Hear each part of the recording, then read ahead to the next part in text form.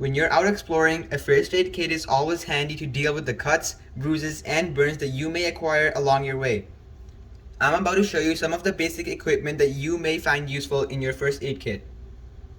First of all, we have the basic equipment needed to deal with cuts. I have some sterile swabs and band-aids. If you acquire a cut, you use the sterile swab to disinfect the area before applying a band-aid. I have 3 different sizes to help deal with different sizes of cuts. The second batch of items is for support or larger cuts. The Gauze Pad will help you cover up large cuts or bruises.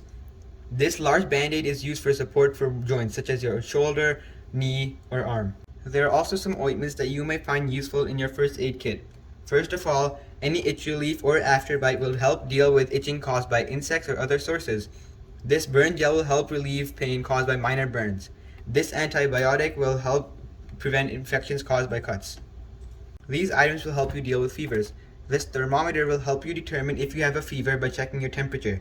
Tylenol is always useful when dealing with fevers. You can get this in powder form, tablet form, or liquid form. You can also get this for children or adults.